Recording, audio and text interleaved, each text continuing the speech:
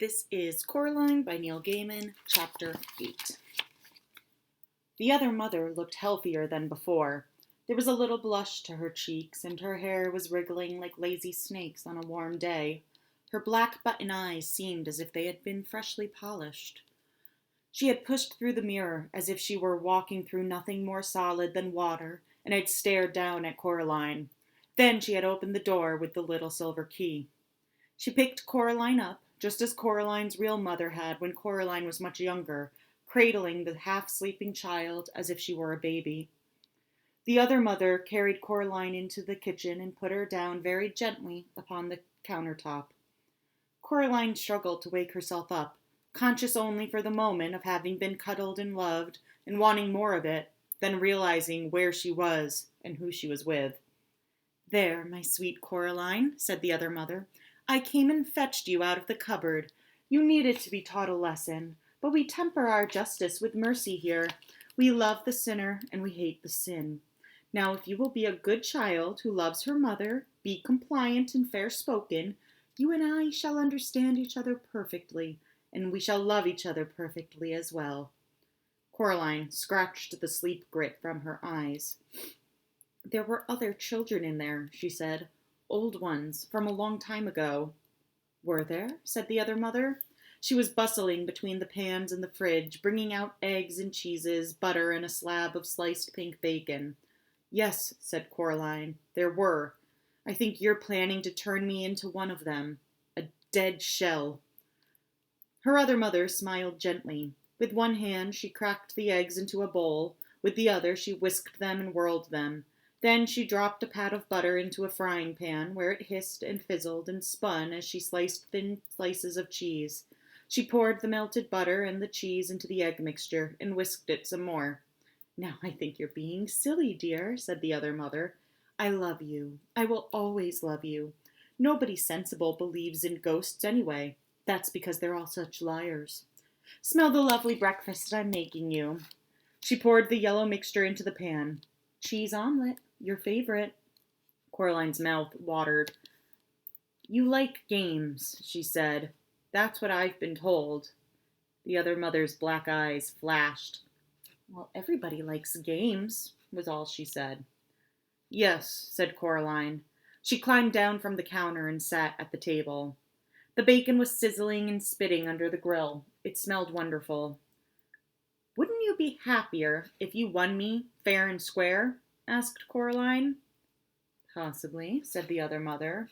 She had a show of unconcernedness, but her fingers twitched and drummed, and she licked her lips with her scarlet tongue. "What exactly are you offering?" "Me," said Coraline, and she gripped her knees under the table to stop them from shaking. "If I lose, I'll stay here with you forever, and I'll let you love me. I'll be a most dutiful daughter. I'll eat your food and play games, and I'll let you sew your buttons into my eyes." The other mother stared at her, black buttons unblinking. "That sounds very fine," she said. "And if you do not lose?" "Then you let me go. You let everyone go, my real father and mother, the dead children, everyone you've trapped here." The other mother took the bacon from under the grill and put it on a plate. Then she slipped the cheese omelet from the pan onto the plate, flipping it as she did so, letting it fold itself into a perfect omelet shape.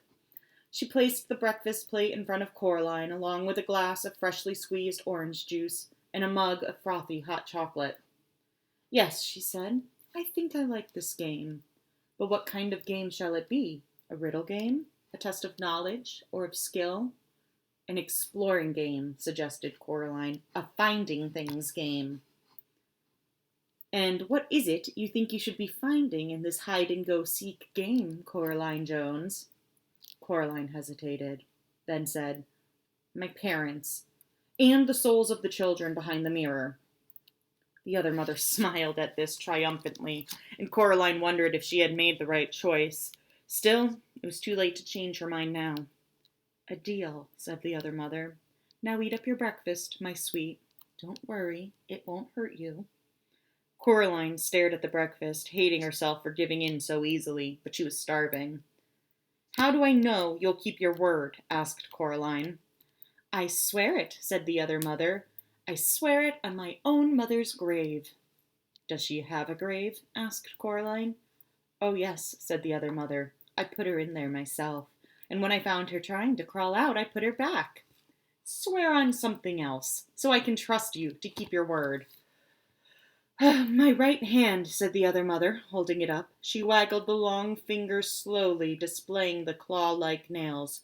I swear on that. Coraline shrugged. Okay, she said, it's a deal. She ate the breakfast, trying not to wolf it down. She was hungrier than she had thought. As she ate, her other mother stared at her. It was hard to read expressions into those black button eyes, but Coraline thought that her other mother looked hungry, too. She drank the orange juice, but even though she knew she would like it, she could not bring herself to taste the hot chocolate. Where should I start looking? Asked Coraline. Where you wish, said the other mother, as if she did not care at all. Coraline looked at her, and Coraline thought hard. There was no point, she decided, in exploring the garden and the grounds. They didn't exist. They weren't real. There was no abandoned tennis court in the other mother's world, no bottomless well. All that was real was the house itself. She looked around the kitchen. She opened the oven, peered into the freezer, poked into the salad compartment of the fridge. The other mother followed her about, looking at Coraline with a smirk always hovering at the edge of her lips. How big are souls, anyway? Asked Coraline. The other mother sat down at the kitchen table and leaned back against the wall, saying nothing. She picked at her teeth with a long crimson-varnished fingernail. Then she tapped the finger gently, tap, tap, tapping against the polished black surface of her own black button eyes. Fine, said Coraline, don't tell me. I don't care. It doesn't matter if you help me or not. Everyone knows that a soul is the size of a beach ball. She was hoping the other mother would say something like, nonsense, they're the size of ripe onions, or suitcases, or grandfather clocks. But the other mother simply smiled, and the tap-tap-tapping of her fingernail against her eye was as steady and relentless as the drip of water droplets from the faucet into the sink. And then, Coraline realized, it was simply the noise of the water, and she was alone in the room. Coraline shivered. She preferred the other mother to have a location. If she were nowhere, then she could be anywhere.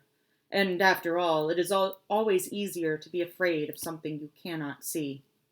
She put her hands into her pockets, and her fingers closed around the reassuring shape of the stone with the hole in it. She pulled it out of her pocket, held it in front of her as if she were holding a gun, and she walked out into the hall. There was no sound but the tap-tap of the water dripping into the metal sink. She glanced at the mirror at the end of the hall. For a moment it clouded over, and it seemed to her that faces swam in the glass, indistinct and shapeless. And then the faces were gone, and there was nothing in the mirror but a girl who was small for her age, holding something that glowed gently like a green coal. Coraline looked down at her hand, surprised. It was just a stone with a hole in it, a nondescript brown pebble. Then she looked back into the mirror, where the stone glimmered like an emerald. A trail of green fire blew from the pebble and the mirror and drifted toward Coraline's bedroom. Said Coraline. She walked into the bedroom. The toys fluttered excitedly as she walked in, as if they were pleased to see her, and a little tank rolled out of the toy box to greet her, its tread rolling over several other toys. It fell from the toy box onto the floor, tipping as it fell, and it lay on the carpet like a beetle on its back, grumbling and grinding its treads before Coraline picked it up and turned it over. The tank fled under the bed in embarrassment. Coraline looked around the room. She looked in the cupboards and the drawers. Then she picked up one end of the toy box and tipped all the toys in it out onto the carpet, where they grumbled and stretched and wiggled awkwardly free of each other. A gray marble rolled across the floor and clicked against the wall. None of the toys looked particularly soul-like, she thought. She picked up and examined a silver charm bracelet from which hung tiny animal charms that chased each other around the perimeter of the bracelet, the fox never catching the rabbit, the bear never gaining on the fox. Coraline opened her hand and looked at the stone with the hole in it, hoping for a clue but not finding one. Most of the toys that had been in the toy box had now crawled away to hide under the bed, and the few toys that were left, A green plastic soldier, the glass marble, a vivid pink yo-yo, and such were the kind of things you find in the bottoms of toy boxes in the real world. Forgotten objects, abandoned and unloved. She was about to leave and look elsewhere, and then she remembered. A voice in the darkness, a gentle whispering voice, and what it had told her to do. She raised the stone with a hole in it and held it right in front of her right eye. She closed her left eye and looked at the room through the hole in the stone. Through the stone, the world was gray and colorless, like a pencil drawing. Everything in it was gray. No, not quite everything. Something glinted on the floor. Something the color of an ember in a nursery fireplace, the color of a scarlet and orange tulip nodding in the May sun. Coraline reached out her left hand, scared that if she took her eye off it, it would vanish, and she fumbled for the burning thing. Her fingers closed around something smooth and cool. She snatched it up and then lowered the stone with a hole in it from her eye and looked down. The gray glass marble from the bottom of the toy box sat dully in the pink palm of her hand. She raised the stone to her eye once more and looked through it at the marble. Once again the marble burned and flickered with a red fire.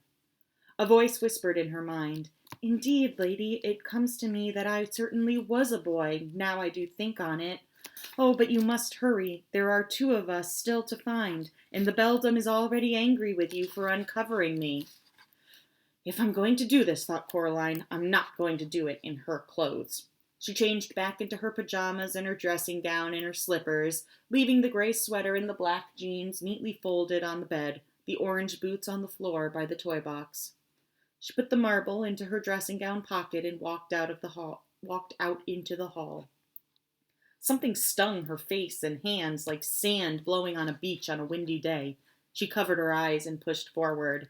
The sand stings got worse, and it got harder and harder to walk, as if she were pushing into the wind on a particularly blustery day. It was a vicious wind, and a cold one. She took a step backwards, the way she had come. "Oh, keep going," whispered a ghost voice in her ear, "for the beldam is angry." She stepped forward in the hallway into another gust of wind, which stung her cheeks and face with invisible sand, sharp as needles, sharp as glass. "Play fair!" shouted Coraline into the wind.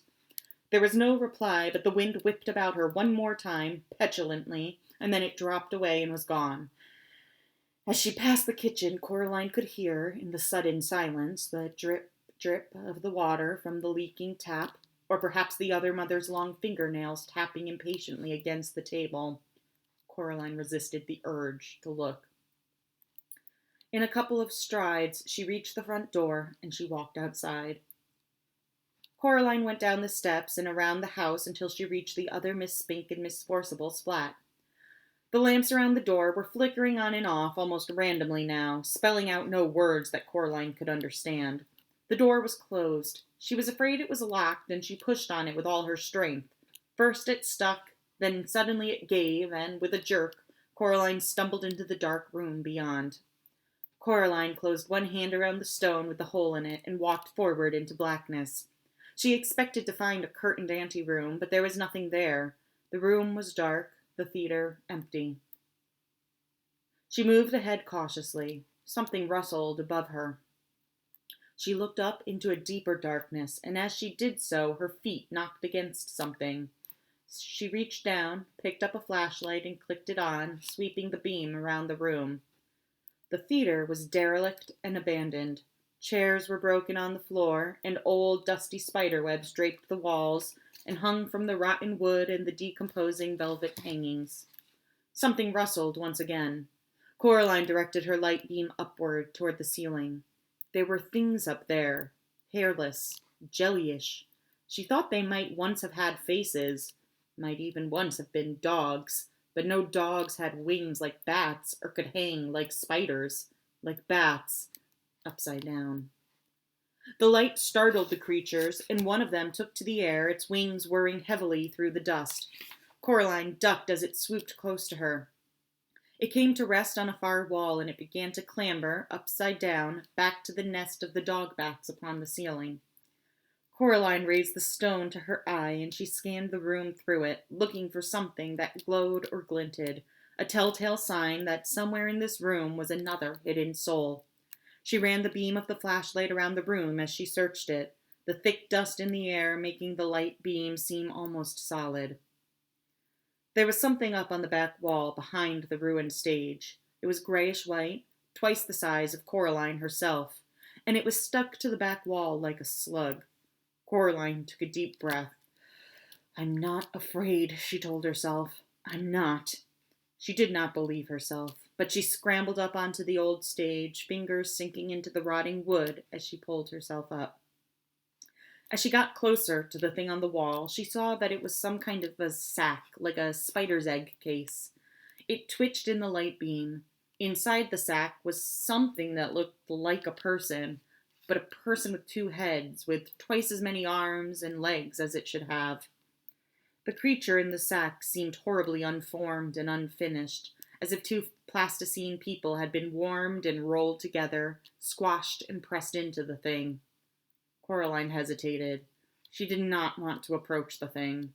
The dog bats dropped one by one from the ceiling and began to circle the room, coming close to her, but never touching her. Perhaps there are no souls hidden in here, she thought.